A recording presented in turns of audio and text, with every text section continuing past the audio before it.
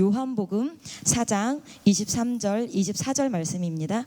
찾았으면 저희가 우리 한 목소리로 읽어보도록 하겠습니다. 준비 시작. 하나님께 참으로 예배하는 자들은 신령과 진정으로 예배할 때가 오나니 곧 이때라. 아버지께서는 이렇게 자기에게 예배하는 자들을 찾으시느니라. 하나님은 영이시니 예배하는 자가 신령과 진정으로 예배할지니라. 아멘. 저는 오늘 이 말씀을 가지고 여러분과 예배에 대해서 한번 생각을 해보는 시간을 가지려고 합니다. 여러분 저하고 익숙하신 분들은 아실 거예요. 제가 말이 굉장히 빠르고 지금도 말을 천천히 하려고 노력은 하는데 만약에 못 알아들을 정도로 제가 말이 빨라지면 어떻게? 부끄러워하지 마시고 내 앞에서 생각하시면 내가 말이 빠르구나 하고 속도를 낮추도록 하겠습니다. 여러분, 예배가 무엇입니까? 우리는 지금 예배를 드리고 있습니다. 여러분, 예배가 무엇입니까? 예배에 대한 정의도 되게 많고요. 여러분들이 기독교 서점이라는 곳에 가시면 예배학이라는 주제로 해서 굉장히 많은 책들이 나와 있어요. 많은 사람들이 예배를 얘기합니다. 저는 요즘 들어 예배에 대한 생각을 굉장히 많이 하고 있어요. 시대가 이렇게 변해가고 우리의 상황이 여의치 않기 때문에 많은 사람들의 의견이 분분하고요. 또 신학적으로 굉장히 다양한 견해를 내오면서 예배의 다양한 방안과 예배의 다양한 모습을 내놓고 있는 요즘 입니다. 여러분은 예배가 무엇이라고 생각하십니까? 저는 첫째로 여러분에게 예배란 얼굴이다라고 얘기하고 싶습니다. 예배란 무엇이다? 얼굴이다. 예배가 왜 얼굴일까요? 첫 번째로 예배는요, 하나님의 얼굴을 마주하는 장소입니다. 하나님의 얼굴을 마주하는 장소예요. 우리 역대하 7장 12절부터 16절을 한번 펴놓으시겠습니다. 구약 성경 역대하 7장 12절에서 16절입니다. 하나님께서 장소를 콕 집어넣으셨어요. 어떻게 오도 가도 못하게 펴놓으시고, 역대하 7장 12절에서 16절 말씀은요, 솔로몬이 누구 때부터 계획된, 자기의 아버지 다윗 시대 때부터 계획된 성전을 완공을 하는 장면이 나옵니다. 성전을 완공을 하고요, 솔로몬이 이 세상에서 다시는 없을 정도로 정말 최상의 것을 준비해서 성전을 하나님 앞에 봉헌을 하고 온 백성이 함께 기뻐합니다. 그러자 하나님께서 그 밤에 성전에 나타나셔서 솔로몬에게 나타나셔서 솔로몬에게 정말 놀라운 약속을 몇 가지를 하십니다. 12절에 보니까요, 밤에 여호와께서 솔로몬에게 나타나사 이르시되 내가 이미 내 기도를 듣고 이곳을 택하여 내게 제사하는 전을 삼았으니, 하나님께서는 장소를 콕 집어넣으셨어요. 이곳을 택하여 나를 뭐 하는 곳으로 삼았다고? 제사하는 곳으로 삼았다고 말씀을 하십니다. 그리고 그 후에도요, 이 약속을 계속하세요.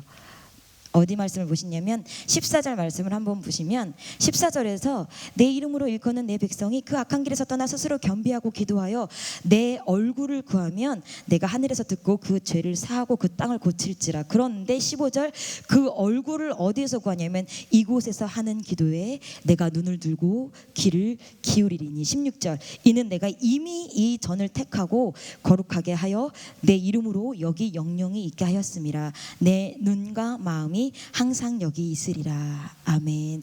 우리 역대하의 말씀을 보면요, 하나님의 눈과 마음, 하나님의 눈과 귀가 어디에 있대요? 이 전에 있대요. 하나님의 얼굴이 전에 있대요. 그래서 너희들이 역병을 만나거나 무슨 일을 만나면 이 전에 와서 기도하고 이 전에 와서 나의 얼굴을 구하면 내가 반드시 해결할게, 약속을 하나님이 주셨습니다. 근데 이 솔로몬의 이야기는요, 실은 BC 959년경이에요. 그러니까 지금으로부터 몇 년 전?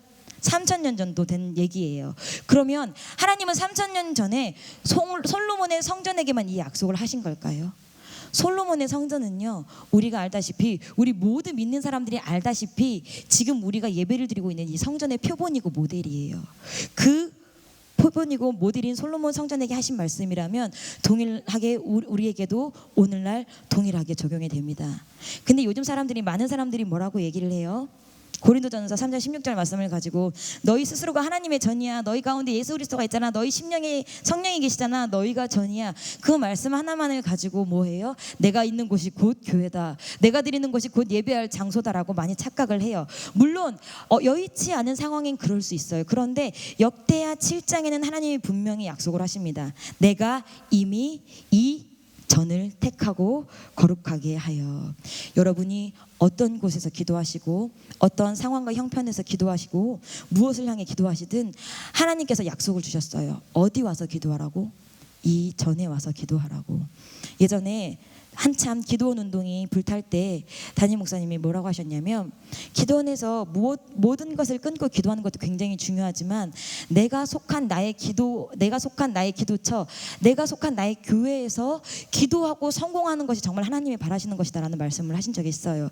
제가 어렸을 때는 그 말씀을 들으면서 기도원은 모든 속세를 단절하고 하나님만을 바라보는 그곳인데 왜 그러지? 라는 생각을 했는데, 제가 나중에 성경을 읽다 보니까 하나님께서 원하시는 것은 내가 예배를 드리는 그 예배 처소에서 성공하길 원하시는구나.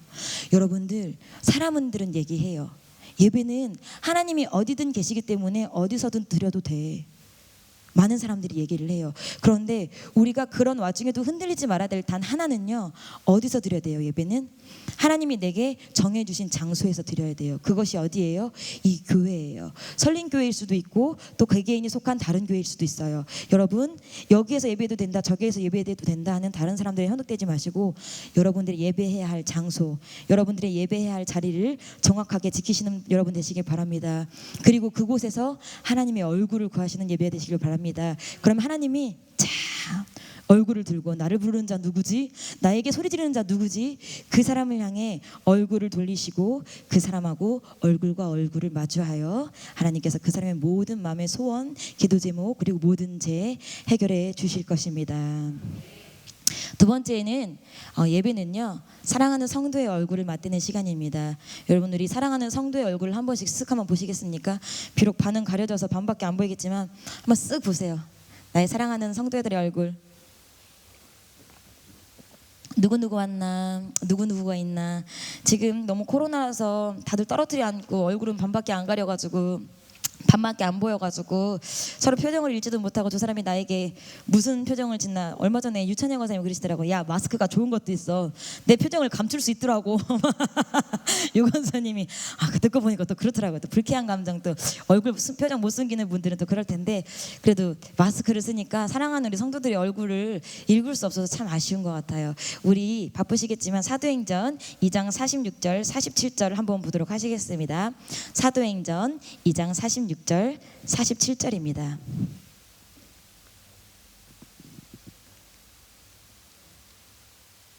우리 찾으셨으면 역시 한 목소리를 읽어보도록 하겠습니다. 시작. 날마다 마음을 같이하여 성전에 모이기를 힘쓰고 떡을 떼며 기쁨과 순전한 마음으로 음식을 먹고 하나님을 찬미하며 또 온 백성에게 칭송을 받으니 주께서 구원받는 사람을 날마다 더하게 하시니라. 아멘. 오늘날 교회에 교회라는 곳은 이런 곳이다라고 청사진을 제공한 성경 본문이에요. 당시 이들은요, 오순절 역사, 그러니까 성령께서 강권적으로 역사하시고 막 방언을 받고 했던 그 기쁨을 가지고 모인 무리들이었어요. 그래서 예수님이 승천하시고 난 후에도 그들끼리 함께 모여서 말씀을 나누고 또 예수님께서 하신 말씀들을 사도들을 통해서 전달해 드리면서 그들의 모임을 계속 지속하면서 뭐 했어요?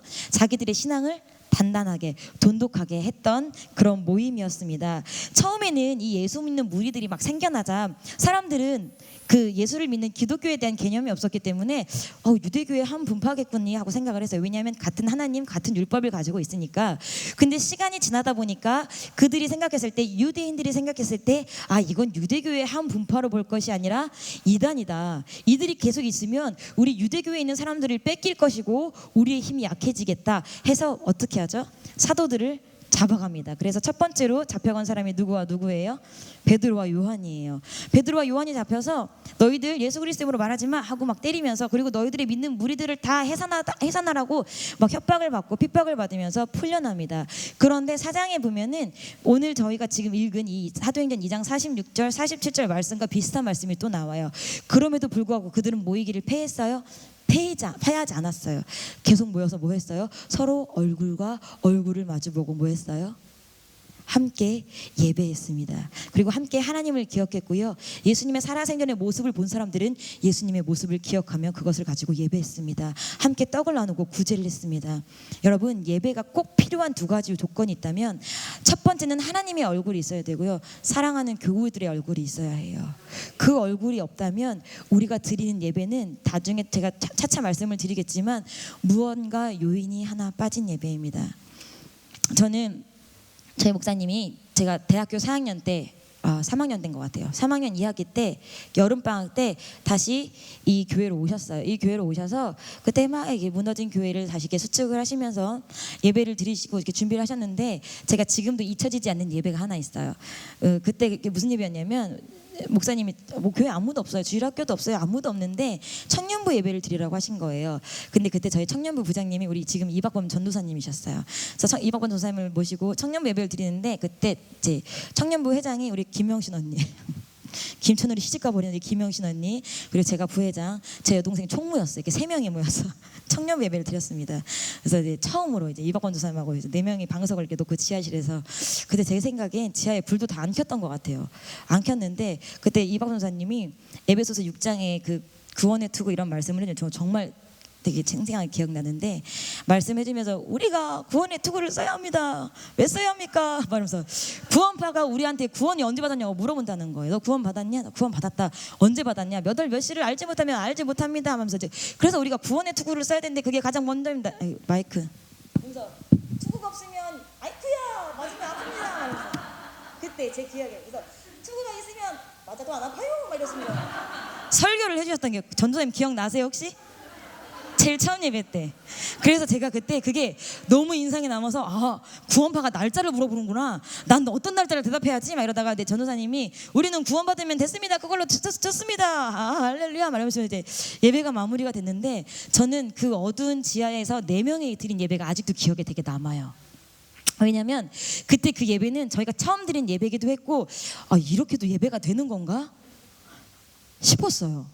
왜냐면 이렇게 장의자에 앉아서 예배를 드리다가 청년부 예배였거든요. 목장 예배, 구역 예배 개념이 아니고 이렇게도 예배가 되는 건가? 그렇게 해서 저희가 몇 주를 더 예배를 드리고요. 그 시간에 우리끼리 모여서 예배 드리는 게 보기 좋지 않았든지 아니면 뭐 여러 이유가 있었는지 모르겠지만 예배가 이제 자연스럽게 이렇게 소멸되고 다른 예배가 이렇게 합쳐졌습니다. 여러분들도 반드시 기억에 남는 예배가 있으실 거예요. 그게 목장 예배가 됐든 수요 예배가 됐든 새벽 예배 됐든 가면서 기억에 남는 예배가 있으실 거예요. 근데 여러분 그 기억에 남는 예배가요. 나 혼자만 있었던가요? 분명히 누군가도 같이 있었어요. 그렇기 때문에 더 기억이 생생해요. 저는 지금도 기억나요. 제 앞에 이박권 선생님 앉아 계셔서 이렇게 머리를 이렇게 이마로 하시고 주먹으로 치시는 그 장면을 제가 고스란히 봤는데 저는 영시연이가 막 이렇게 웃음을 참아가면서 그랬던 기억이 나거든요.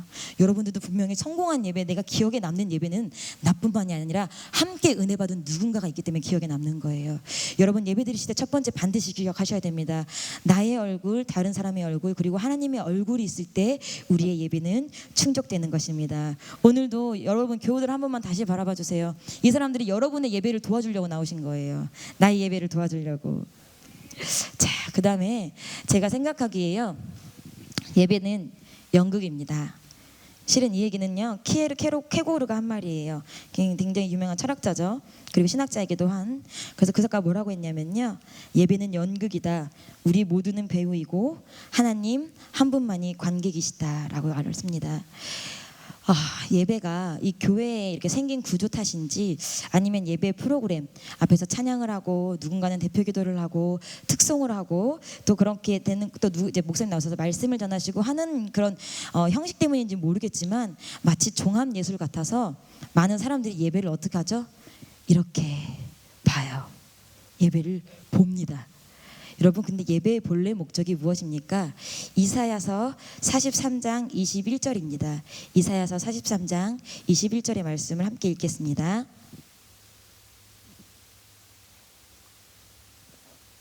자, 이 백성은 내가 나를 위하여 지었나니 나의 찬송을 부르게 하려 함이라. 그 다음에 시편 22편 3편에 보니까요, 이스라엘의 찬송 중에 거하시는 주여 주는 거룩하시니이다. 예배의 본래의 목적은요, 하나님을 찬양하고 높여드리는 것이에요. 하나님을 높여드리고 찬양하는 이것을 기준으로 생각하면 그 예배의 주인공은요, 우리가 흔히 생각하기 쉽지만 목사님도 아니고 찬양대는 물론 아니고 성가대도 아니에요. 우리 모두가 예배를 맡은 자고요. 여러분 개개인이 누구예요? 하나님 앞에 1대1로 서셔야 되는 주연 배우입니다. 그리고 우리 모두가 드리는 이 공연을, 이 연극을 누구 한 분만 관람하시는 거예요? 오로지 하나님 예수 그리스도 한 분만 관람하십니다. 그래서 우리가 하나님께 예배를 드리는 것을 공연이라는 관점으로 생각을 해보면 예배를 관련해서 저희 어렸을 때 부모님들이나 나이가 드신 우리 앞에 계신 믿음의 선배님들이 하시는 말씀들이 이해가 돼요. 옛날에 뭐라고 했냐면, 야 내일 주일이야, 일찍 자. 내일 주일이니까 깨끗한 옷 꺼내놓고 자. 내 이거 엄마 나 이거 새양말 신었는데 주일날 신어. 너 헌금 챙겼어? 빳빳한 헌금으로 해. 어떤 분들은 어떻게 하세요? 헌금을 약간 물에 씻으셔서 다리미로 다리기도 하셨어요. 이게 우리가 배우이고 이 예배가 우리가 최선을 다해서 준비해야 될 무대라고 한다면 이 모든 것들은 아마 당연한 일일 거예요. 꼭 그래야만 해야 되는 게 아니라 내 스스로가, 여러분 한 사람 한 사람 스스로가 당연하게 여겼을 일이었을 것입니다. 예배 시간에도 마찬가지예요. 우리가 안내하시는 분들이 되도록 앞에서부터 차곡차곡 앉게 안내를 해요. 특별히 코로나가 있기 때문에 예배 시간에 자리를 채우면서 저희가 인원 체크를 하는 거거든요. 붙임 표시가 몇 개인지를 통해서. 그래서 저 앞자리부터 앉으라고 하는데, 배우라는 직업에 애착이 있는 사람들은요, 누구에게 자기 얼굴을 각인시키고 싶어 해요? 관객들에게 자기 얼굴을 각인시키고 싶어 해요. 그래서 무대 위에서 정해진 연기임에도 불구하고 조금은 남다른 애드립을 치기도 하고요, 목소리 톤을 바꿔보기도 하고요, 다른 사람보다 이렇게 앞에 나가보기도 해요. 왜? 관객들에게 나의 얼굴을 각인시키시려고 그렇게 합니다. 우리의 관객이 누구라 그랬죠? 제가 아까 하나님이세요. 너그러운 하나님은요, 우리가 다소 예배 시간에 하나님 나 좀 봐주세요 하는 그 작은 몸부림이 내가 보고 사람들이 봤을 때는 방정맞고 약간 억지스러울지라도, 하나님은 그런 우리의 예배하는 모습도 굉장히 기뻐하시면서 우리 연극 배우 한 사람 한 사람을 기억해 주시고 또 그렇게 예배를 즐기시면서 받으실 것입니다. 연극에 굉장히 저희가 기쁜 관객은요, 그 배우가 딱 대사 몇 마디만 던져도 제가 이번에 연습을 많이 했구나. 저희도 그렇잖아요. 누가 앞에 나서 노래를 딱 부르고, 저희 뭐 시원성 가끔 특송하지만 이번엔 연습이 덜 됐네, 첫 소절 부르면 바로 알잖아요. 여러분들 하나님은요 더 정확하게 하세요. 이 연극을 준비하는, 지금 여기 한 80여 명 앉아 계시는데 이 한 사람 한 사람이 예배를 어떤 마음으로 준비했구나, 여러분들이 와서 찬양하는 한 소절만 들어도 하나님은 아실 거예요.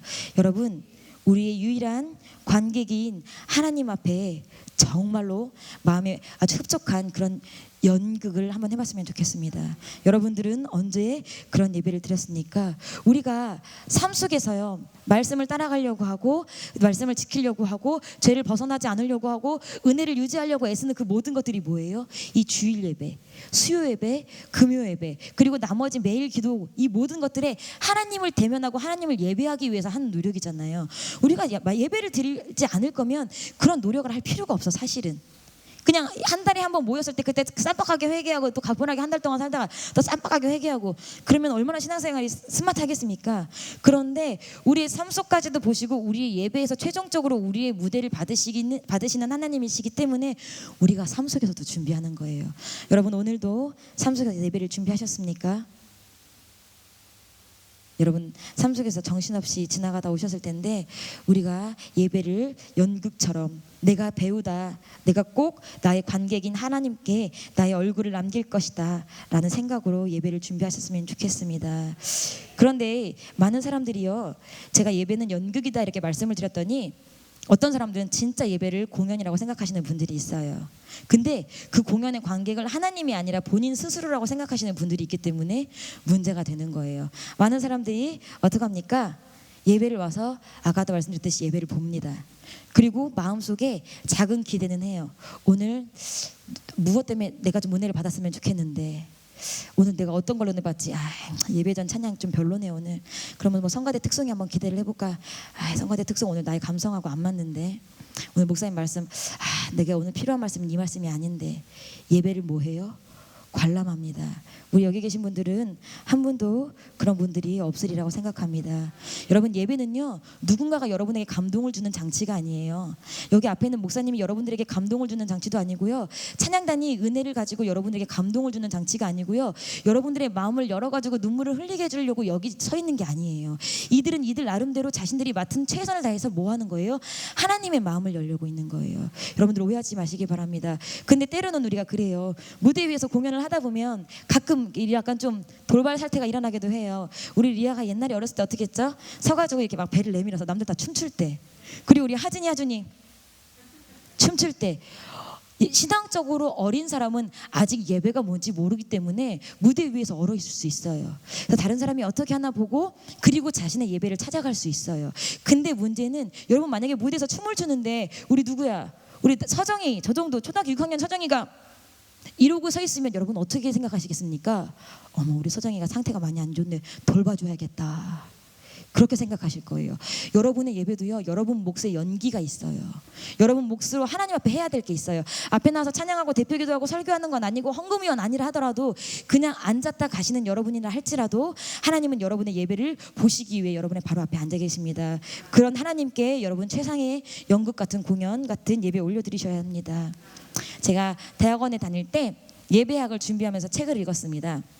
예배학이라는 수업이 있어서 책을 읽었는데 그 책을 쓰신 교수님이 이제 미국 교수님이셨는데 본인이 신학교에서 예배학을 가르치시다가 안식년이라는 제도가 있잖아요. 저희 믿는 사람들에게는. 그래서 한 1년에서 뭐 3년 정도 쉴 수 있는 시간을 주고 그 시간에 재충전을 하든 자기가 다른 하고 싶은 공부를 하든 그런 시간을 주는 프로그램인데 안식년을 맞이하셔서 자기 아내분과 함께 이제 미국에 계시는 목사님이시기 때문에 미국의 전역에 이름 있는 교회들, 지금 사람이 많이 모인다고 하는 교회들을 투어를 하시기 시작하셨습니다. 그래서 투어를 했는데 사람이 많이 모인 교회는 정말 다르긴 달랐다고 합니다. 세상의 무대를 방불케 할 조명과 뒤에 스크린, 그리고 한가운데 떡하니 놓여져 있는 여러 가지 화려한 악기들과 수백 명의 콰이어, 그리고 마이크를 붙잡고 노래하는 전문적인 싱어들, 정말 뿅 갈 정도로 완전히 완벽했다고 합니다. 무엇이? 문화적으로. 근데 그 목사님이 그 예배를 보면서 무슨 생각을 하셨냐면 그 사람들 손에 예배를 드리러 온 그 한 번만에 수천 명씩 들어가니까요. 수천 명의 사람들 손에 성경책을 들은 사람은 손에 꼽더라는 거예요. 그 대신 다 어떠한 브랜드의 커피컵을 들고 있더라고 합니다. 여러분, 그들은 예배를 보러 갔을까요? 공연을 보러 갔을까요? 공연을 보러 갔을 것입니다. 그리고 내 마음에 위로했을 거예요. 나 오늘 예배 잘 드렸어. 여러분들은 어떤 예배를 드리고 계십니까? 여러분 마음에, 여러분 감성에 맞았다고 예배가 아닙니다. 우리의 예배는, 여러분이 지금 드리시고 있는 예배는 여러분의 만족입니까? 아니면 하나님의 만족이십니까? 여러분 스스로 판단해 보셨으면 좋겠습니다. 저는 이제 음악을 좋아하다 보니까 저희 남편하고 가끔 불후의 명곡이라는 프로그램을 봅니다. 근데 이거를 제가 이제 언제 하는지를 잘 몰라서 풀로는 못 보고 너튜브, 유튜브에서 이렇게 한 토막씩 올라오는 걸 보는데 이제 조회수가 많은 걸 보기도 해요. 그래서 이제 제가 불후의 명곡을 보면 아, 이렇게 편곡을 할 수도 있구나. 야, 요즘 애들은 이렇게 음악을 잘하네. 막 하는데 그걸 보면서 굉장히 신기한 것 중에 하나가 관객석을 싹 비추면 사람들이 뭐 하고 있어요? 울고 있어요. 세상의 무대 위에서 가수가 노래를 부르는데 그 가수의 마음이 동해서 울고 있어요. 그리고 어떤 사람은 의자 깊숙이 몸을 넣고 쫙 눈을 감고 그 음악에 막 빠져듭니다. 여러분, 세상의 가수도요, 사람을 현혹시키기 위해 뭐 합니까? 연습하고 그 노래에 최대한 나의 감성을 맞춥니다. 그리고 그 음악과 연주, 노래가 끝나고 나면 사람들이 어떻게 해요? 막 눈물을 훔치면서 막 박수를 막 칩니다. 그리고 감동과 감격을 다 담아서 투표를 해서 1등을 가리기도 합니다. 자, 여러분이 무대 위에서 지금 노래하는 배우입니다. 그러면 하나님은 여러분의 예배에 어떻게 반응하실까요? 여러분 한 사람 한 사람 예배에 아까 제가 말씀드렸던 불후의 명곡처럼 하나님의 막 눈물을 훔치시면서 여러분이 드린 예배에 푹 빠졌다가 예배 끝나자마자 감격의 박수를 치십니까? 아니면 여러분들이 와서 예배 드리는지도 모르고 계십니까? 제가 늘 설교하면서 드리는 말씀인데 굉장히 곤혹스러워요. 저도 설교를 하면서. 왜냐하면 이상하게 하나님은 제가 제일 자신 없는 부분을 설교시키시는 것 같아요. 그래서 제가 늘 너무 곤혹스러워요. 여러분, 제가 여러분들을 질책하거나 여러분들을 책망하려고 드리는 말씀이 아니라 아까도 말씀드렸잖아요. 2박 3일 동안, 이 3일 동안 제가 젖어들은 은혜라고 저를 살린 말씀을 여러분께 나누고 있습니다. 여러분들의 앞에 계신 하나님은 지금 여러분들의 예배를 어떻게 받고 계십니까? 감격하셨습니까? 하나님이 최고의 찬사를 보내면서 박수를 막 치고 계십니까? 우리의 예배가 단 한 분의 관객인 하나님의 마음을 열어드리고 만족시키는 예배가 됐으면 좋겠습니다. 그렇게 성공했을 때 우리는 그것을 예배라고 부릅니다. 세 번째로, 예배는 최전방의 싸움입니다. 저는 이제 오늘 말씀을 막 묵상을 하면서 예배가 과연 뭘까? 과연 우리 예배가 이렇게 막 거룩하고 막 이렇게 예배가 과연 뭘까 하다가 말씀이 하나 떠올랐는데요. 열왕기상 18장의 말씀이 떠올랐어요. 열왕기상 18장에 보면요, 엘리야와 바알과 아세라를 섬기는 85명이 대결을 합니다. 누구를 놓고? 참신이 누군가를 가려보자라는 주제를 놓고. 그래서 자신들이 자신들의 방법으로 뭐를 하죠? 예배 제단을 쌓고 자신들의 방법으로 예배를 하기 시작합니다. 예배를 해서 그리고 자기들이 쌓은 제단에 제물을 올려놓고, 야, 우리가 서로 예배를 드리고 우리가 서로 살아있는 신을 부르짖었는데, 그때 그 두 개의 제단 중에 하늘에서 불이 떨어져서 제단을 태운, 제물을 태운 그 신을 참신으로 하자. 바울과 아세아는 850명이 모여 있었어요. 아주 자신 있었을 거예요. 엘리야는 단 한 사람이었어요. 여러분 결말은 다 아시죠? 누구의 예배가 이겼습니까? 엘리야의 예배가 이겼습니다. 여러분, 만약에 엘리야가요 그 예배에 승리하지 않았으면 엘리야는 어떻게 됐을까요? 죽었어요. 왜냐하면 그 앞에 말씀을 보면요, 아합과 사람들이 엘리야를 찾아내려고 했어요. 이세벨이. 왜? 엘리야만 죽이면 끝나니까. 하나님을 믿는 선지자들은 싹 다 죽여버렸는데 능력 있는 엘리야 하나 남아서 내가 얘를 찾으려고 난리를 찾는데 엘리야가 제 발로 걸어 나온 거예요. 왜? 대결하자고. 하나님께서 참신이시니까 이제 뭐 엘리야는 뭐 담대하고 두려움이 없었겠지만 생명을 걸었습니다. 생명을 걸고 850명이 대결을 했습니다. 그들이 아침부터 저녁까지 자기네들의 몸을 상하게 하고 피를 흘리면서 날고 기고 뛰었습니다. 불이 내려왔습니까? 내려오지 않았습니다. 자, 엘리야의 차례가 되었습니다. 이스라엘 백성들이 호통을 칩니다. 니네가 언제까지 그렇게 머뭇머뭇할 거야? 이 예배 제단을 두고 누가 참신인지 내가 오늘 알려줄 테니까 너네 똑바로 봐 하고 무너진 제단을 수축하게 합니다. 그리고 제물을 올려놓고 물을 들이붓습니다. 양동이 4개를 가지고 3번이든 4번이든 들이붓습니다. 나무가 다 젖었고요, 제물이 다 젖고요, 그 제단 주변을 팠던 도랑이 어떻게 됐어요? 물이 가득했어요. 근데 엘리야가, 여러분 18장에 보시면 몇 절이 채 되지 않아요. 몇 절이 채 되지 않는 그 기도를 마쳤을 때 하늘에서 불이 내려서 뭐 했습니까? 도랑에 가득했던 물까지도 다 태워버렸습니다. 그때 엘리야 선지자가 무엇을 했습니까? 야, 바알과 아세라 850명 사로잡아. 그리고 그들을 어디서? 기소시내까지 끌고 가서 한 명도 남김없이 싹 죽였습니다. 여러분, 우리의 예배는 이거예요. 내가 죽지 않으면 상대방이 나를 죽이는 거예요. 내가 죽이지 않으면 상대방이 나를 죽이는 거예요. 예배는요, 내가 이렇게 와서 보는 게 아니라 내가 싸울 각오를 하고 목사님 말씀이 떨어지는 말씀을 하나씩 잡아서 내 마음의 무기로 삼는 게 우리의 예배입니다. 여러분, 제가 이제 저희 주일학교 아이들한테도 얘기를 해요. 예배를 이제 가끔씩 이제 정기적으로 예배에 대한 얘기를 하는데, 얘들아, 우리가 이렇게 예배를 드리는데 하나님이 우리 예배를 받으신다? 하나님이 우리 예배를 다 보시는데, 근데 얘들아, 너희들 오른쪽 어깨에 마귀도 있어. 한번 봐봐. 마귀도 너희 어깨에 있어. 그럼 애들이 진짜인 줄 알고. 여러분, 제가 농담처럼 하는 말씀이지만 여러분, 마귀는요 이 예배 시간에 가장 총동원 공격을 해요. 뭐 하라고? 말씀을 못 들으라고, 방해하려고 총동원 공격을 합니다. 근데 그 예배 안에서 우리가 이렇게 우아하게 결코 성공하지 못합니다. 여러분, 예배는 전쟁하는 마음으로 나오셔야 돼요. 여기까지 이미 전쟁하는 마음으로 나오셨을 거예요. 오늘 비도가 너무 많이 오는데, 몸이 너무 힘든데, 그런데 전쟁하는 마음으로 나왔는데, 그래 여기까지 왔으니까 나는 이제 되었어, 성공이야. 아니에요. 여러분, 우린 예배 드리면서 다양한 공격에 직면해요. 졸리기도 하고요, 가끔 멍 때리기도 해요. 그리고 딴 생각을 막 하다 가기도 합니다. 목사님 예배 시간에 코끼리 얘기하시는데 저는 코끼리 얘기는 현혹되지 않거든요. 근데 가끔 목사님이 설교하시다가 예배 시간에 가스불 생각하지 말라고, 그 말 들으면 갑자기 나 가스불 켜놓은 거 아닌가? 갑자기 생각나와. 그래서 나 가스불 켰나 안 껐나? 켰나 안 껐나? 우리 신랑한테 문자를 한번 보내볼까? 여보, 나 가스불 끄고 있나? 또 그게 아니면 그 다음에 나 문 잠궜나? 안 잠근 것 같은데 한번 확인해볼까? 지금은 이제 도어락에 돼 있어서 문만 닫으면 잠기는 시대지만, 예전엔 그래서 목사님 그 말씀만 안 하셨으면 좋겠는데 그 말씀하면 갑자기 머리에 들어와가지고 내 가스불. 여러분, 예배가요 1시간 20분. 여러분 생각해 보십시오. 우리가 2시간을 목사님 예전에 얘기했는데 누가 그랬지? 자긴 그냥 10만 원 받고 실내에서 일한다고 누가 그랬죠? 목사님 10억 주면 밖에서 힘들게 일할래? 10만 원 주고 실내에서 일할래? 이한테 10만 원. 됐습니다. 그러면 그 얘기는 포기하도록 하겠습니다. 여러분, 우리가 1시간 30분이라는 시간이요, 길다면 길지만 어떻게 보면 내가 성공하고 영적으로 살 수 있는 정말 최전방의 시간이에요. 그 시간을 이겨내면요, 그 다음 승리는 쉬워요. 제가 계속 이런 얘기하니까 사람들이 제가 텔레비를 많이 보는 것 같은데, 제가 오은영 박사의 금쪽 같은 내 새끼를 가끔 보거든요. 거기에 보면요, 자존감이 약하고 뭐 하는 아이에게는요 계속 승리의 쾌감을 심어주래요. 계속 잘했다 그냥 잘했다 칭찬이 아니라, 아이가 굉장히 낮은 레벨, 10살짜리 아이면 7살짜리도 할 수 있는 과제를 주고 너 이거 했어? 그래서 계속 잘하고 승리하는 쾌감을 주면 그 아이가 자기도 모르게 승리를 하고 싶어서 자기 레벨에 있는 무게도 뛰어들고 그 다음 레벨도 넘어간다고 합니다.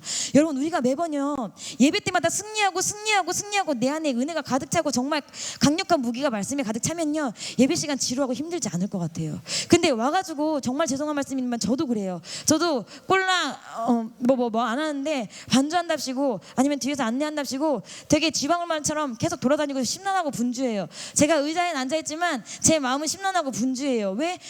이따에 뭐 해야지? 이따에 무슨 순서 있지? 갑자기 목사님 말씀 적어왔네. 갑자기 목사님 예수님이 말씀하시니 무디 변화에 포도주 됐네. 이런 거 하시면 어떡하지? 다른 생각하느라고 저도 예배를 지키기가 쉽지 않아요. 여러분은 예배를 어떻게 드리고 계십니까? 예배는 전쟁이에요. 내 마음에 마귀가 들어오려고 하는 것과 마귀를 물리쳐야 되는 나와의 전쟁이에요. 여러분, 엘리야가 본인이 거기에서 믿음이 조금이라도 흔들렸고 하나님을 신뢰하지 않았다면요 엘리야는요 850명들에게 어떻게 됐겠습니까? 살점 하나도 안 남고 죽었을 거예요. 여러분, 마귀는요 850명이 아니라 몇천 마리도 지금 여러분 한 사람의 영혼을 뭐하기 위해? 삼키기 위해 옆에서 부릉 시동 걸고 있어요. 여러분 오른쪽 이렇게 한번 쓱 보세요. 마귀 매달려 있을 거예요. 가까이에 우리와 함께 있어요. 내 코앞에 있어요. 하나님과 마귀가 바로 내 코앞에 있습니다. 여러분, 예배를 그냥 오시면 안 돼요. 내가 이번 예배는 이를 악물고 전쟁에서 승리하리라는 마음으로 오셔야 돼요. 그렇지 않으면 이 예배 힘들어요. 막연하게 하나님 나 힘들게 예배 온 거 다 보셨죠? 나 은혜 주세요. 나 오늘 말씀에 은혜 받게 해주세요. 나 오늘 찬양에 은혜 받게 해주시고요. 나는 모르겠으니까 주님 알아서 하세요. 뭘 알아서 합니까? 적어도 내 스스로 하나님 내가 이 말씀은 듣겠습니다. 하나님 내가 이 기도는 하겠습니다. 하나님 내가 20분의 찬양 중에 내 곡을 부를 만한 나의 체력은 없지만 내가 한 곡은 승리하겠습니다. 그렇게 마음 먹을 때 하나님 내 곡도 승리하게 해주시는 거고 10분을 내가 하나님 앞에 결단할 때 1시간을 승리하게 해주시는 거예요. 아무것도 안 하는데 하나님이 떠먹여 주신다? 그거는 잘 모르겠습니다. 나중에 하나님 천국 가서 물어보시면 좋을 것 같아요. 여러분, 싸우는 마음으로 오십시오. 그리고 가족들 중에 나밖에 믿지 않아요? 그러면 내가 우리 가족을 대신해서 싸우러 나온다는 장수의 마음을 오셔야 돼요. 그래야지 우리 가족들 뭐예요? 마귀들의 싸움에서 마귀들의 공격에서 그래도 나 하나 살아서 이길 수 있는 거예요. 그 하나 영역 가지고 여러분 오셨으면 좋겠습니다. 시간 8시 48분입니다. 여러분들 조금 더 일찍 끝내드려야 저를 사랑해 주실 텐데 저는 아직 설교를 반밖에 못했답니다. 여러분, 예배는요 우리 자녀가 있고 자손들이 걱정되신 분들 잘 들어보세요. 여러분, 예배는요 가정과 자손을 살릴 수 있는 유일한 길입니다. 자녀의 문제로 고민하시는 분들 계실 거예요. 저 역시 하나를 두고 있지만 꼴랑 한 개지만 하나를 두다 보니까 자녀에 두다 보니까 걱정이 있더라고요. 자녀를 두신 분들, 여러분 가정을 살리고 자손을 살리는 길이 예배입니다. 여러분, 제가 질문 하나 드리겠습니다. 하나님이 어떤 사람에게 저주를 하셨어요. 너희 집에 노인이 하나도 없을 것이야. 내 집에서 생산하는 모든 사람이 다 젊어서 죽을 것이야. 누구에게 하신 저주입니까? 엘리 제사장에게 하신 저주입니다. 이 저주는요 사무엘상 2장 27절부터 나오는 거예요. 왜 엘리 제사장 집에 이런 저주가 왔어요? 우리 너무 잘 알죠. 사무엘상 2장 17절에 보니까 시간이 없으니까 17절 인공지능이지 않아요? 방송실 사람? 어쩜 이렇게 빠르지? 사무엘상 2장 17절에 보니까 이 소년들의 죄가 여호와 앞에 심히 금은 그들이 여호와의 제사를 멸시함이었더라. 여러분, 제사장의 아들이라 당연히 제사를 수종드는 사람이에요. 우리가 이 엘리 제사장을 보면 누구부터? 모세의 형 이름 누구예요? 아론 시대부터 얘네들은 레위 집 바다에서 쭉쭉쭉쭉쭉 뭐해요?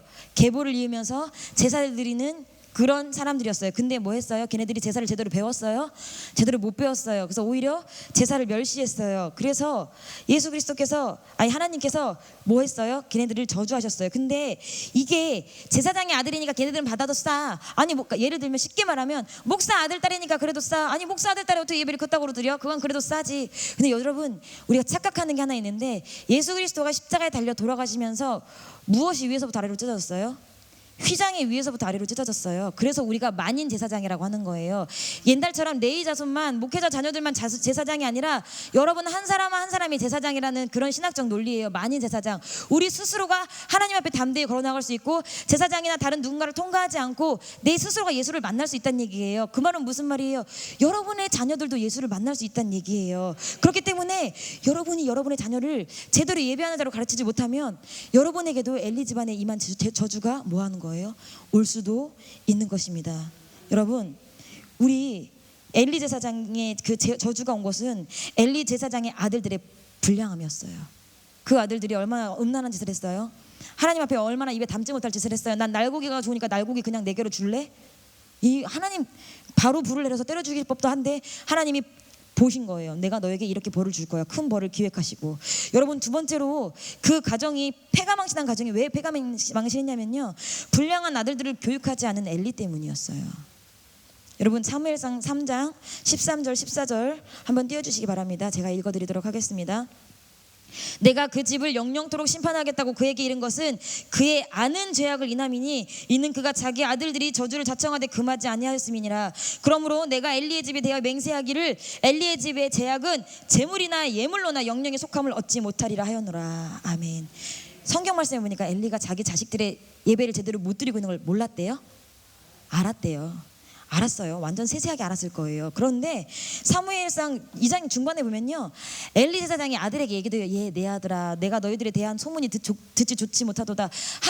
사람에게 범죄하면 하나님이 사하시지만 하나님께 범죄하면 누가 사하겠느냐. 하지 마라 하지 마라. 다독거리는 장면이 나와요. 아들들을 만류했어요. 그런데 뭐가 문제였냐면 엘리 제사장이 제사장으로서나 아버지로서나 자신들의 자녀들을 뭐하기에 그 더러운 죄악에서 금하게 하기에는 지도력이 부족했던 거예요. 지도력이 닿지 않았기 때문입니다. 그 다음에 우리가 이 엘리 집안과 반대가 되는 집안이 있어요. 대대손손 왕을 낳은 집안. 내가 왕이 될 상인가? 다윗은요, 하나님을 향한 사랑, 예배를 향한 열망, 하나님의 형전을 향한 사랑, 그 하나 때문에 하나님 완전 뿅 가셨어요. 오케이 하셨어요. 그래서 그 가문, 다윗 제 가문 중에요, 더러운 왕이 얼마나 많이 나옵니까? 문하세같이 정말 나는 문하세 때문에 해도 너네를 다시 용서하지 않을 거야, 이름이 몇 번이나 거론된 왕이 얼마나 많이 나와요. 그럼에도 불구하고 하나님 다윗 왕의 가족에서는, 그 계보에서는 왕을 끊지 않았어요. 왜? 예배와 성전을 사랑했기 때문입니다. 여러분, 제가 주일학교 전도사입니다. 제가 기독교 교육학에 관심이 많아서 기독교 교육학을 공부를 더 하고 싶었는데 목사님이 여기서 공부는 그만, 그 다음 공부는 네 알아서 해 라고 말씀을 하셔서 제가 그냥 혼자 책을 찾아보고 있습니다. 여러분, 우리가 주일학교라는 제도가요, 굉장히 좋은 제도예요. 아이들의 눈높이에서 아이들을 교육하고 아이들을 길러내는데 굉장히 좋은 예배, 좋은 시스템이지만 미국의 주일학교는 원래 이렇지 않았어요. 미국의 주일학교, 처음 시작된, 미국과 영국에서 처음 시작된 주일학교는요, 썬데이 스쿨, 말 그대로 일요 학교였어요. 그래서 이 일요 학교에는요, 어린아이부터 우리 사단한 성년들까지 모여서 성경을 배우고 교리를 배우고 구원이란 무엇인가를 배우는 거였어요. 근데 한국에 들어오면서 주일학교가 초점이 누구로 맞춰진 거예요? 주일학교, 이 아이들로 초점이 맞춰진 거예요. 그리고 주일학교 예배가 새로 생기기 시작했고 왕성해지기 시작했어요. 그래서 여기서 단점이 하나 생겼어요. 바로 예배를 세대 간에 분리를 시켜버립니다. 아이들이 예배가 분리가 됐어요. 이건 어른 예배, 이건 우리 예배. 여러분, 이스라엘 백성이요, 광야에서 나와서 하나님이 모세를 통해서 성막을 만들려고 하고 그 성막에서 이 사람들이 제사를 드릴 때, 자, 지금은 아이들 제사입니다. 우리 아이들 나오세요. 12세 미만 나오세요. 그랬을까요? 아니요. 모든 사람이 함께 제사 드렸을 거예요. 시간을 훌쩍 뛰어넘어와서 신약시대에 가서 그들이 집에서 모여서 떡을 떼며 성찬을 하고 함께 기쁨으로 내게 할 때 자기네들만 성찬을 했을까요? 아니요. 성경에 보면 모든 아이들이 다 했다고 해요. 근데 다만 뭐가 있었어요? 아이들을 교육하는 시간은 있었겠죠. 근데 아이들을 위한 예배는 없었습니다. 예배 자체가 구분되어 있지 않았어요. 근데 요즘 아이들은 어때요? 주일학교 이 시스템이 굉장히 잘 길들어져서요, 예배를 스스로 구분을 합니다. 예배를 스스로 구분을 해요. 저한테만 말해도 저 주일학교 예배 드렸으니까 어른 예배는 안 드릴 거예요. 그래서 제가 처음에 주일학교를 했을 때 아이들이 9시 예배를 드리고 손살같이 사라지더라고요. 난 얘네들 다 그냥 모두 집에 갔나 했는 줄 알았어요. 근데 저희가 예배를 드리고 있는 이 순간에 아이들은 지하에서 열과 성을 다해 뛰어누르더라고요. 열과 성을 다해. 그리고 우리 홍장로의 파트너 이건능, 이렇게 한두 사람 예배를 드리게 되고 그 아이들이 예배를 독려하게 되니까 그제서야 우리 아이들이 11시 예배에 참석하게 되었습니다. 여러분, 우리 어른들도요, 우리가 이제 예배 드리고 싶으니까 아이들은 좀 조용해졌으면 좋겠고 빠져졌으면 좋겠어요. 그래서 많은 아이를 돌보시는 부모님들이 처음부터 끝까지 아이들을 위한 장난감, 간식을 쭉 늘어놓고 아이들에게 예배를 드리게 하고 아이들에게 예배를 버티게 하고 어른들은 예배를 드립니다. 야, 너 아까 네 예배 드렸지? 나 이제 내 예배 드릴 거니까 너 나 방해하지 말고 이거 장난감 갖고 놀고 그거 재미없으면 이거 까먹고 목마르면 이거 마셔 하고 예배를 합니다. 그러면 아이들 뭐 그중에 얌전한 아이들은요, 자기들이 그 갖고 온 장난감 뭐 그림도 그렸다가 뭐 종이도 잘랐다가 뭐 간식도 먹으면서 예배를 버텨냅니다. 엄마는 그 와중에 이렇게 예배를 드립니다. 그리고 나는 예배가 성공했다. 난 오늘 예배 들었다. 말씀에 집중할 수 있었어라고 하고 가십니다. 여러분, 제가 하나 궁금해서 여쭤보겠습니다. 여러분, 과연 그럼 애들은요, 어린 아이들은 몇 살이 돼야 어른 예배 드릴 수 있는 거예요? 그러면 우리 아이들은 몇 살이 돼야 아이들이 이 예배를 소화할 수 있어요? 그 정확한 기준을 정할 수 있어요? 가끔은 저희 어른들도 예배를 소화하지 못할 때가 있어요. 그래도 어떻게 해요? 버텨내요. 우리 아이들은 언제가 되면 자연스럽게 어른 예배를 흡수하고 있을까요? 이미 영적으로는요, 여기 초신자들보다도 더 길게 예배를 드리는 어린아이들이 있어요. 근데 그 아이들이 어린아이라는 이유만으로 뭐예요? 어른 예배에서는 해방이 돼요. 여러분, 우리 말부터가 잘못된 어린 예배가 어디 있습니까? 9시 예배, 11시 예배, 저녁 예배 있지. 여러분, 세대 간의 예배를 구분짓는 거 물론 주일학교가 굉장히 좋은 시스템이지만 전 이건 굉장히 큰 병폐라고 생각을 합니다. 여러분, 아이들도 예배 드릴 권리가 있고요, 은혜 받을 권리가 있고요, 이 예배를 버텨내야 될 의무가 있는 아이들입니다. 물론 많은 어른들은 말씀을 하세요. 야, 아이들은 어른들과는 달리 예배를 버틸 수 있는 예배를 집중할 수 있는 시간이 짧아. 인정해요. 애들은 어른들보다 집중하는 시간이 짧고요, 그 집중이 흐트러지면 어떻게 스스로 주체를 못해요. 열이 있으니까. 그러면 여러분께 물어보도록 하겠습니다. 애들이 집중하는 시간이 짧으면 그럼 처음 예배를 드리기 시작해서 아이들이 집중하는 시간이 20분이라고 하면 20분은 집중할 수 있어야 돼요. 근데 저희 아이들 보면 어때요? 어른 예배 오면 일단 다리 펴놓고 눕습니다. 내 예배 아니다 이거예요.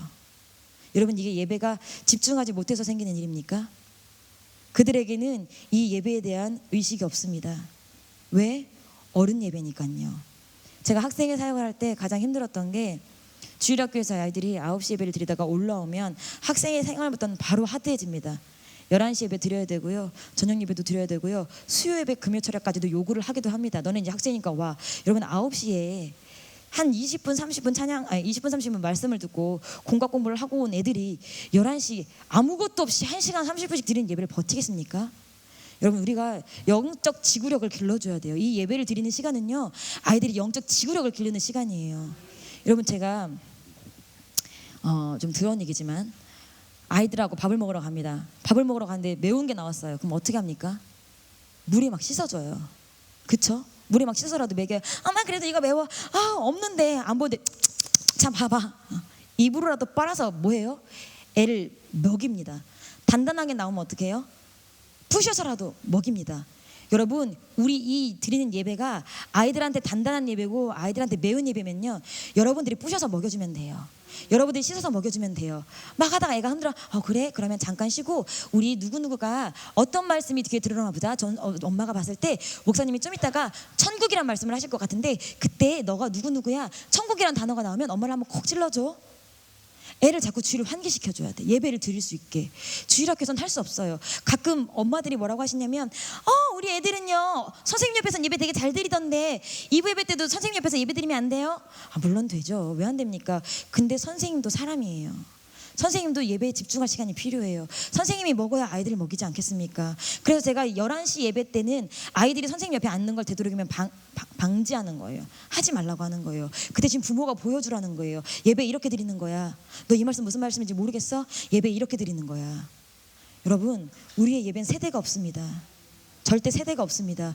아이들이 이 예배 나와서 졸리면 잘 수 있어요. 그러면 약속을 해야 돼요. 야, 너 졸려?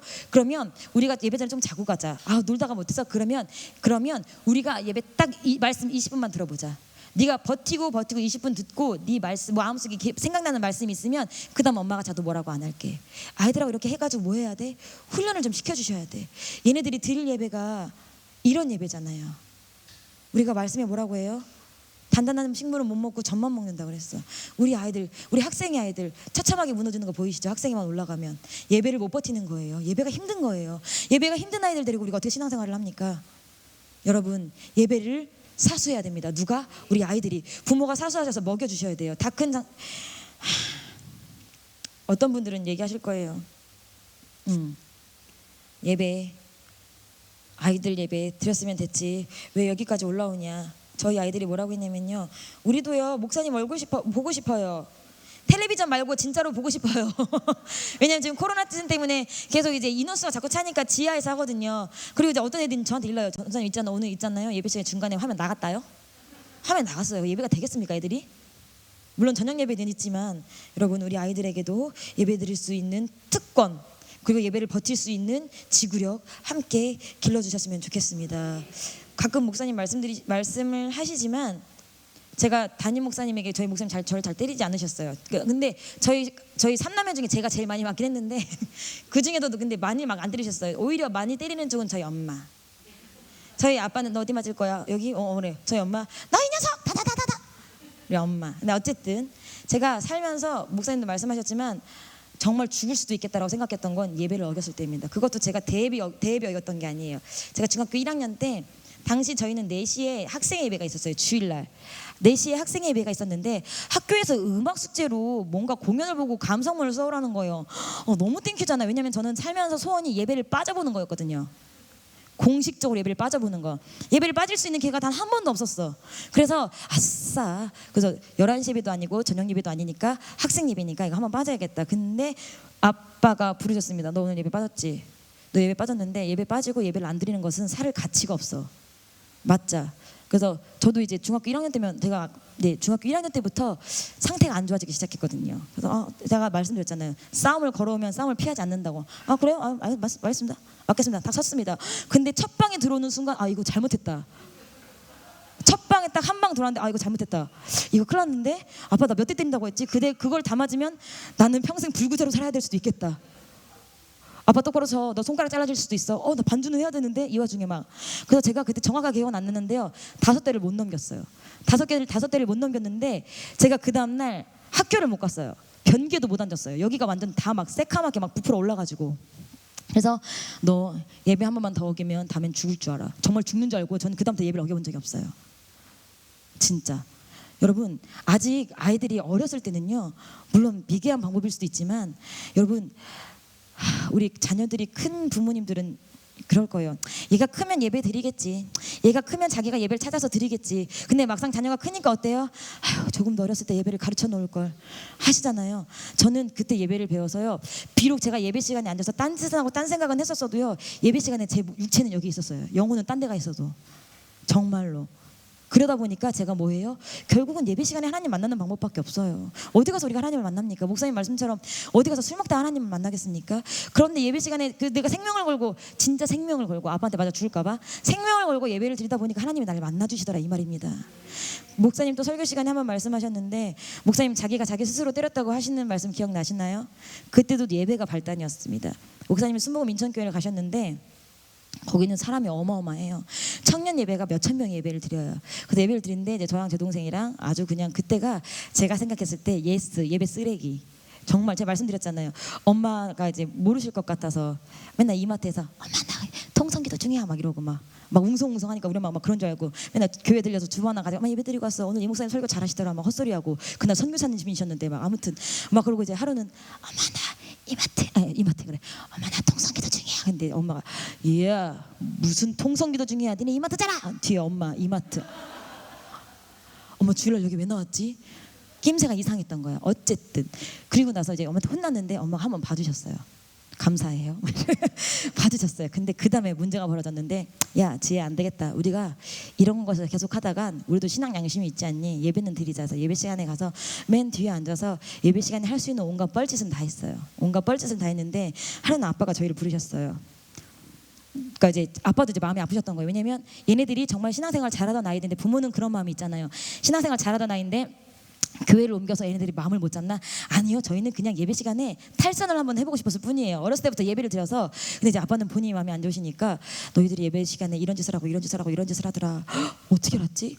그때 부교육자 사무실을 가보니까 CCTV가 막 재수없게 저희가 걸린 거야. CCTV에 쫙 그렇게 너희들 둘이서 그렇게 뭐하고 핸드폰으로 뭐하고. 제가 그때 막 핸드폰이 보급되던 시절이라 핸드폰에 게임이 몇 개 있었거든요. 막 이런 거 하고, 이거는 너희들이 잘못한 게 아니야. 아빠가 목회를 똑바로 못해서 미안하고 너희들이 목사가 되지도 못해서 미안해하고 막 때리셨어요. 그때가 아마 저희 아빠가. 그래서 그다음부터 야, 우리가 다른 짓은 해도 야, 이런 짓은 하지 말자. 다른 짓은 다 해도 이런 짓은 하지 말자. 예배를 바로잡은 계기가 됐습니다. 여러분, 제가 중학교 때 두드러 맞았고요. 그 다음에 제가 대학교 2학년 때 저희 아빠가 본인을 두드러 패셨어요. 어머, 하셨어요. 여러분, 아직 기회는 있어요. 예배를 두려워하지 않는 자녀들, 예배에 대한 가치를 모르는 자녀들, 그래도 아직 기회는 있어요. 여러분들 그 자녀들에게 정말 예배의 가치를 가르치시기 바랍니다. 우리 다 함께 따라해볼까요? 예배만 잘 드려도 사랑받는다. 준비 시작. 예배만 잘 드려도 사랑받는다. 다시 한번 시작. 예배만 잘 드려도 사랑받는다. 여러분, 우리가 예배를 드리는 건 선택이 아닙니다. 제가 여러분들 여기 오신 건 많은 일들 중에 선택하고 왔다라고 생각을 하시겠지만, 우리가 예배를 드리는 건 선택이 아니에요. 예배를 선택할 수 있는 사람은요, 예수 밖에서 예수를 믿어볼까 말까, 믿어볼까 말까 하는 사람은 예배를 선택할 수 있어요. 근데 내가 예수 그리스도를 내 삶의 주라고 고백하신 분들은요, 그 다음부터는 예배는 선택의 대상이 아니에요. 당연히 나와야 될 자리이고, 그리고 예배를 중심으로 살아야 합니다. 여러분, 열왕기에 보고 열왕기 상하에 보면요, 북이스라엘은 말할 것도 없고요, 남유다, 다윗의 계보, 믿음의 계보인 다윗의 계보만 하더라도요 굉장히 여러 왕들이 나왔다가 들어갑니다. 근데 그 왕들을 보면요, 어떤 왕은 정말 예배를 쓰레기처럼 여긴 왕이 있고요, 어떤 왕은 다시 예배를 회복한 왕이 있어요. 그래서 어떤 왕은 막 무너진 제단을 수축하고 제사장들의 권위를 세워주고 성전을 다시 보수하고 해서 하나님 앞에 예배를 회복한 정말 멋진 히스기야 왕 같은 사람이 있는가 하면, 자기가 왕이 등극하자마자 예배드리던 아버지 때 예배드리던 걸 다 제단을 부셔버리고 거기에 우상을 막 세우고 바알신과 아세라신 막 다른 것들을 섬기면서 오히려 이방신의 제사장들을 늘려주고 그렇게 예배를 물러나게 했던 왕들이 있습니다. 여러분, 예배에 대한 태도가 곧 하나님에 대한 태도입니다. 예배에 대한 태도가 하나님에 대한 태도입니다. 예배에 대한 태도가 하나님에 대한 태도였기 때문에 하나님께서 그 나라를 뭐 하셨어요? 그 하나님에 대한 태도가 좋은 왕들은 하나님이 보상하셨어요. 안전하고 넉넉한 나라로. 근데 하나님에 대한 태도가 완전 불성실한 왕들은 하나님이 징계하셨어요. 채찍으로 때리시고 끝내 남유다가 망합니다. 여러분, 오늘날 우리나라도 마찬가지예요. 예배를 대하는 태도가 하나님을 대하는 태도입니다. 여러분, 오늘날 우리나라가 예배를 어떠한 태도로 대하고 있습니까? 어떠한 태도로 대하고 있어요? 예배를 대하는 태도가 하나님을 대하는 태도입니다. 예배를 멸시하고 무시하는데 하나님을 높여드릴 수 있습니까? 예배를 기피하는데 온갖 미사역을 붙여서 하나님을 찬양한다고 해도 그게 과연 하나님을 찬양한 것일까요? 제가 이제 허유가 많이 남았지만 몇 가지 말씀만 드리고 정리하도록 하겠습니다. 저희가 4단계가 되었습니다. 코로나 4단계가 되어서 정부 방침이 우리가 앉을 수 있는 좌석의 10%만 채우든지 19명만 앉으라고 했습니다. 근데 예자연 예배를 회복시키는 팀이나 뭐 목사님들이 막 가셔서 논의를 하시고, 항의라는 표현은 좀 그러니까 논의를 하시고 우리의 그 예배 드릴 수 있는 자유를 되찾아오시면서 예배가 99명까지 늘었어요. 그래서 우리가 99명까지는 예배를 드려도 불법이 아닙니다. 그러니까 구집사님한테 그 소식을 받자마자 너무 감사했어요. 왜? 그래도 우리는 중소형 교회니까 99명을 넘을 일은 별로 없어요. 주일 오전 예배, 주일 저녁 예배가 좀 부대끼긴 하지만 그래도 이렇게 예배 시간에 사람을 쪼개고 이렇게 위치를 쪼개면 드릴 수 있겠다. 수요 예배, 금요 예배는 정말 자유롭게 드릴 수 있겠다. 감사했어요. 근데 그 마음의 한켠에, 야, 우리는 괜찮은데 대형 교회들은 어떡하지? 몇천 명씩 되는 그 교회들은 예배를 어떻게 드리지? 야, 그 교회들도 싸워서 함께 기도해주고 우리가 우리 예배만 풀렸다고 기뻐하는 게 아니라 함께 기도해서 그 교회도 좀 살려주면 좋겠다. 예배 인원이 장소에 따라 늘어났으면 좋겠다. 1000명이든 몇백 명이 늘어났으면 좋겠다 하고선 막 안타까운 생각이 들어서 함께 기도하고 했는데, 제가 놀라운 얘기를 하나 들었습니다.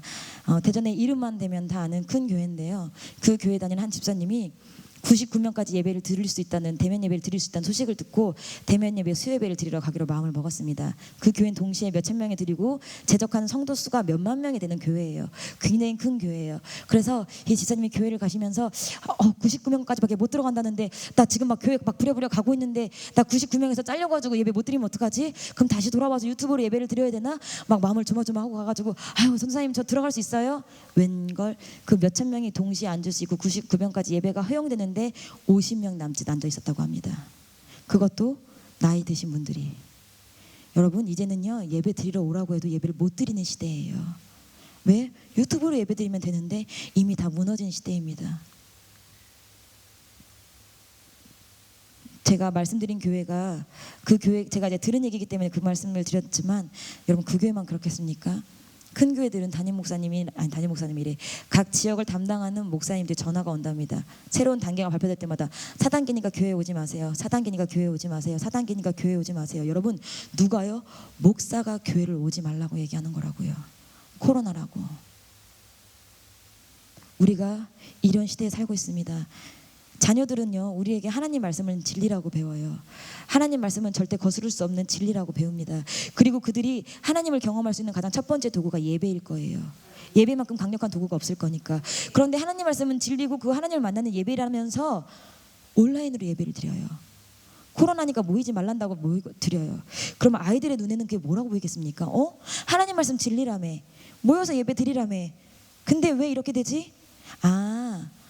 하나님의 말씀은 우리 상황에 맞춰서 드리면 되는구나. 내가 하나님의 말씀에 내 상황을 맞추는 게 아니라 하나님의 말씀을 내 상황에 맞추는 거구나.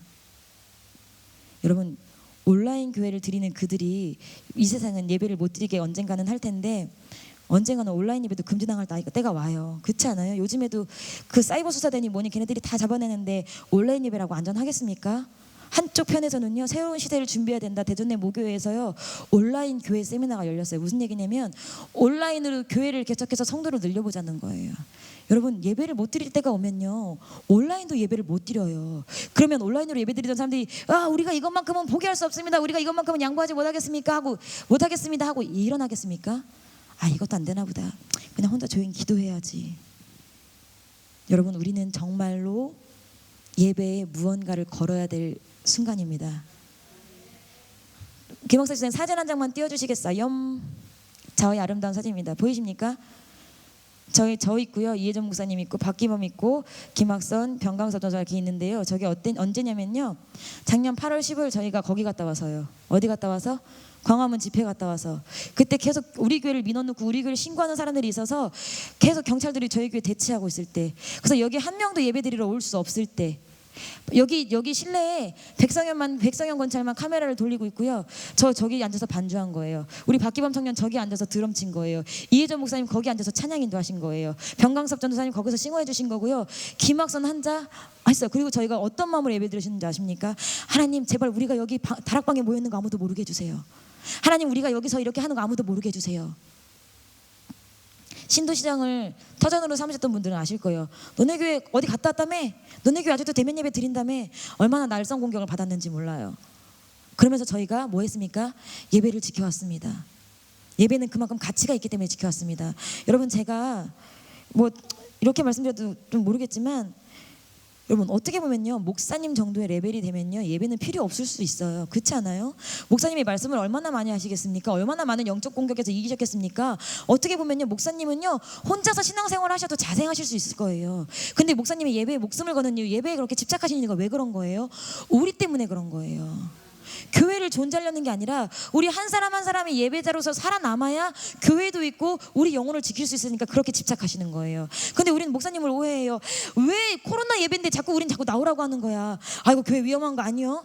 여러분 목사님의 그런 결단과 그런 아집이 없었으면요 저희도 뭐 했겠어요? 여러분들 중에 물론 전 다 믿습니다. 여러분들 다 믿습니다. 한 사람도 빠짐없이 교회 나와서 예배 드리실 분이라는 걸 믿지만 아닌 분들도 계셨을 거예요. 여러분, 여러분의 예배의 가치는 어디에 있습니까? 내가 이곳에 와서 회개하고 내 마음을 열어두는 찬양을 듣고 그렇게 끝나는 데 가치가 있습니까? 여러분 예배의 가치는 어디에 있습니까? 여러분이 드리는 그 예배 그대로 여러분들의 아이들이 보고 배워도 되겠습니까? 여러분들이 가지고 있는 예배의 무게 그대로 아이들이 그 무게만큼 짊어지면 되겠습니까? 우리 예배 다시 살려야 돼요. 예배가 다시 살아나야 돼요. 피곤해요. 알아요. 이해해요. 힘들어요. 알아요. 이해해요. 말씀이 안 들려요. 알아요. 이해해요. 제가 어저께 말씀드렸죠. 불씨. 누군가는 말씀의 불씨, 아멘의 불씨, 기도의 불씨, 찬양의 불씨, 그 불씨들이 모여서 큰 불을 만들 때 우리 교회가 다시 한번 일어날 수 있을 거예요. 지금 제가 봤을 땐 목사님 혼자 하드캐리, 혼자 되게 힘들게 끌고 가세요. 여러분들 각자의 자리에서 되게 열심히 기도하시고 신앙생활 하시는 건 알지만 이제는 우리가 모아야 될 때예요. 서로가 불이 되어서 우리가 함께 불을 붙여서 여러분 이 마지막 시대 이 예배가 다 거꾸로지고 온라인으로도 예배를 안 드리고 여러분 여의도 순복음교회가 땅을 팔았대요. 주차장을 팔았더라고요. 왜? 선교연금이 없으니까 세계 각국에 나가 있는 선교사들이 다 굶어 죽게 생긴 거예요 지금. 그래서 어쩔 수 없이 땅을 팔았어요. 이 말도 안 되는 시대에 우리 설린교회가 다시 한번 일어나서 부흥을 좀 시켜보면 안 되겠습니까? 이 꺼져가는 이때 우리가 영적으로 불이 되면 안 되겠습니까? 여러분들이 예배만큼 중요한 게 없습니다. 예배에 성공 못하면서 나 이따가 가가지고 큐티 해야지, 나 이따가 가서 오늘 말씀 마저 읽어야지, 나 93.3 들으면서 가야지. 물론 그것도 좋아요. 여러분 이거 무슨 일이랑 똑같냐면 아이들이 엄마 나 학교에서는 볼 일이 너무 많아서 수업 시간에 수업 못 듣겠는데 그 대신 집에 와서 공부할게. 여러분 이거 인정하시겠습니까? 공부하라고 보내는 학교에서는 바빠서 공부를 못 하겠대요. 집에 와서 공부하겠대요. 우리가 예배 시간이 분주해요. 피곤해요. 다른 게 많아요. 그렇게 한다는 것 자체는요. 예배 시간 내가 정작 하나님을 만나서 성공해야 될 그 시간엔 그거는 버리고 다른 부수적인 걸로 내가 신앙생활을 채우겠다는 얘기예요. 그렇게 해서 신앙생활에 성공할 수 있으면 저에게도 좀 가르쳐 주세요. 저도 예배 버거우니까요. 근데 믿는 사람에게 신앙적으로 살 수 있는 건 예배 말고는 대안이 없어요. 여러분 예배 사수하시기 바랍니다. 사수란 말은요 생명을 걸고 지키는 게 사수입니다. 여러분 앉은 그 자리에 이탈하지 마시기 바랍니다. 여러분 내가 앉은 그 자리 제 눈에도 기억되어 있지만 담임 목사님 눈에도 기억되어 있고 하나님 눈에도 반드시 각인되어 있을 거예요. 그 자리 절대 이탈하시면 안 돼요. 그리고 우리 아이들 예배를 성공시키는 아이들로 누가 만들어줘야 돼요? 부모가 만들어줘야 돼요. 그리고 부모된 우리가 만들어줘야 돼요. 그래야 우리가 이 땅에 소망이 있어요. 여러분들 제발 다시 한번 간곡히 부탁드립니다. 우리의 힘으로 성령님께서 도와주시는 우리의 능력으로 예배를 한번 살려봤으면 좋겠습니다. 예배에 목숨 거는 성도님들 나오셨으면 좋겠습니다. 우리 시간 찬양 한 곡 하겠습니다. 나는 예배자입니다 라는 찬양 한 곡 하시고 우리 함께 말씀을 생각하시면서 기도하겠습니다.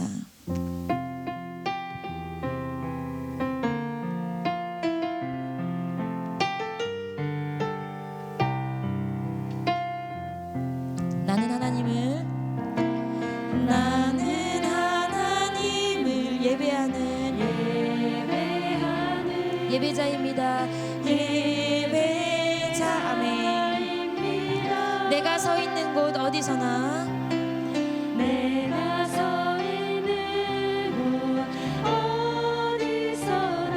하나님을 예배합니다. 내 영혼 거룩한 은혜를 내 영혼 거룩한 은혜를 향하여 내 영혼 완전한 하나님 향하여 이곳에서 바로 이 시간 하나님을 예배하. 다시 한번 나는 하나님을 예배하는 우리 MK 친구들도 다 같이 부를 수 있어. 나는 하나님을 예배하는 예배자입니다. 예배자입니다.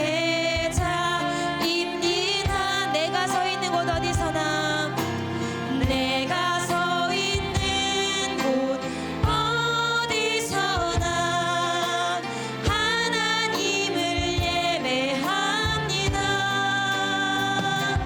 내 영혼 거룩한 은혜를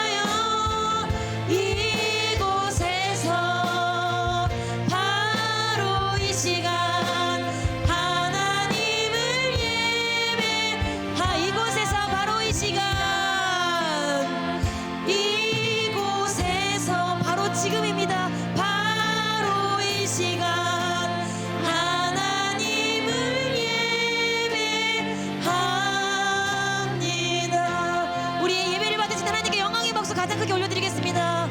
하나님 감사합니다. 우리에게 예배를 주셔서 너무나 감사합니다. 우리 그 시기 그대로 주여 세 번으로 듣고 기도하시겠습니다. 두 손 높이 들고 주님을 향하여 두 손 높이 들고 기도하시겠습니다. 하나님 우리 예배를 회복시켜 주시옵소서. 예배를 기만한 나를 용서하여 주시옵소서. 예배를 제대로 가르치지 못한 나를 용서하여 주시옵소서. 우리가 다시 한번 예배를 살리게 하여 주시옵시고 아버지 우리가 이 땅에 희망이 되게 하여 주시옵소서. 주여 세 번으로 듣고 기도하시겠습니다. 주여 주여